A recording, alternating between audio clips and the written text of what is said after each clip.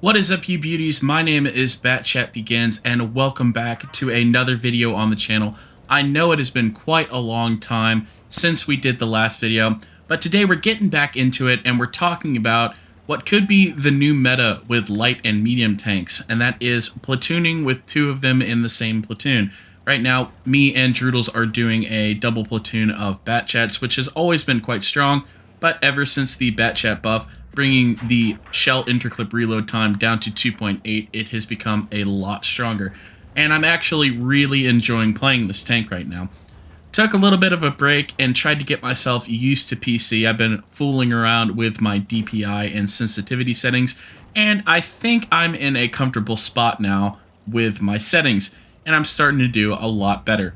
I'm going to be trying to move away from the mobile side of things and start trying to mainly play PC, so of course that's going to be necessary for me to be comfortable with the controls. But as you can see, enough of that nonsense. We're going to show you just how strong 2 Batchats shooting 1K91 is. This guy was on full health, and now we have already brought him down to a one-shot within one clip from the both of us. It's just such a strong way to play this game at the moment, especially considering the TVP T50/51 has just come out, and that tank has 1200 damage in total in the clip.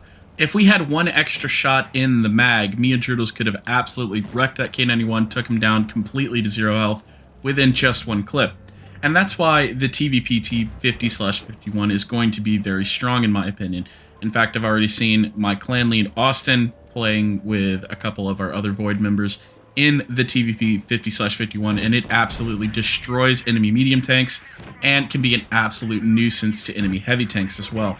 As you can see right now, I got in front of Droodles to save him from taking that shell from the T92, and now we are just trying to get our last shell into him before we back up and go to another flank. And the thing is, like, autoloaders have been in the game for a while. Yes, the 50B, the T57 Heavy, but they've never had the mobility that they've had at the current moment. The TVP 50/51 can go 60 kilometers per hour.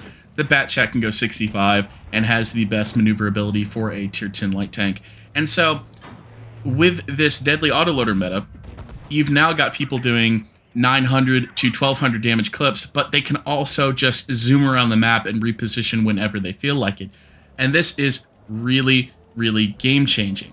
As you can see, we've basically distracted the entirety of the enemy team just by being over here. And we're still alive, putting in the damage on this T57 Heavy.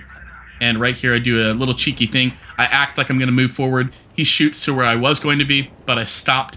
And so he missed 2 out of his 3 shells. And now we are just going to go ahead and push on him and remove the T57 Heavy from the game. I'm willing to take a shot from the T92 just to go ahead and clear this guy, which is what we are going to do. And our team basically mopped up while we were distracting. And that's what you want to do in the Batchat or the TVP 50/51. Create the distraction. Make it so that the team cannot focus the rest of your friendly tanks, and they will be able to get shots in and go ahead and clear the tanks that are being distracted. And at this point, there's only one tank left, and that is our last Void member on the enemy team, the one and only. And he, I thought, was loaded here, so I backed up, potentially trying to bait him around, but he was unfortunately not loaded. So we go ahead and put our last shell into him, and we did a great game. We did 4K. I think Droodles did 4,500 on this one. We'll see here in the post-battle results screen. And as you can see, we did do about 4,100 damage. Our platoon mate, Droodles, he did, I think, yeah, 4,200. So together, that's about 8.5K, just about 8.5K.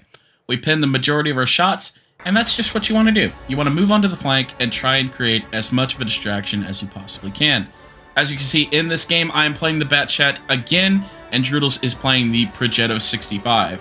One of the better autoloaders at tier 10, because not only can it act like an autoloader, after it's done clipping, it can then act as a single-fire tank, as most of you know. And that's going to be very strong because, like I said about the T50/51, if we just had that extra shell, we would have been able to clear that K91. And now, we technically have that extra shell, thanks to him having that auto-reloader mechanic. And Droodles is a very good auto-reloader player. And if you can count on your platoon mate like that, you will be able to clear very many tanks. Unfortunately, here in the beginning, we kind of have to suss out where the weak points are. And that's the biggest thing with autoloaders, is taking advantage of isolated tanks. Tanks that you can go ahead and rush. And since there is a double 183 platoon on the enemy team, we kind of need to get a feel for where the enemy team is before we make any rushed decisions. And that is one of the biggest things in playing lightly armored tanks.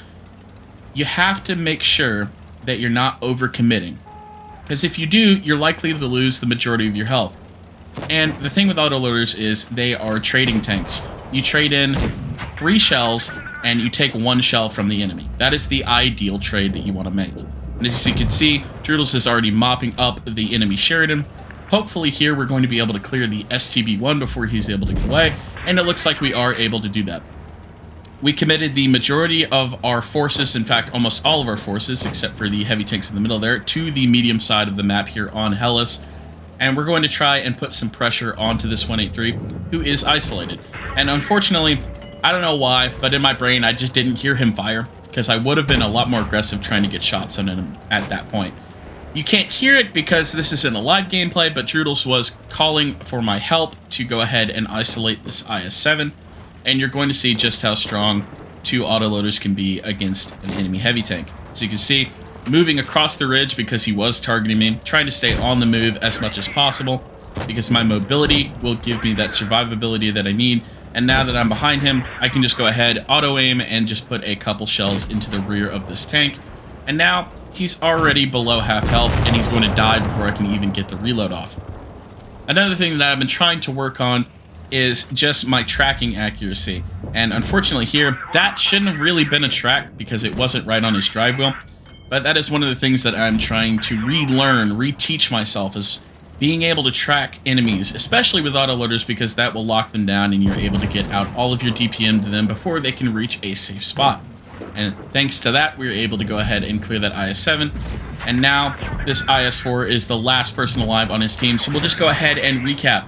What do you want to do in autoloaders? Well, you want to survey, make sure you can isolate the single targets, and then you will be able to go ahead, rush them down, take them out with your platoon mate, cause havoc, and create those distractions, and create an opening for your team to go ahead and succeed. Guys, I hope you enjoyed this video. We are back. We're going to hopefully post 2 to 3 videos a week, depending on my schedule. But I hope you guys enjoyed. All relevant links will be down in the description. My name is BatChatBegins, and I will see you guys in the next one.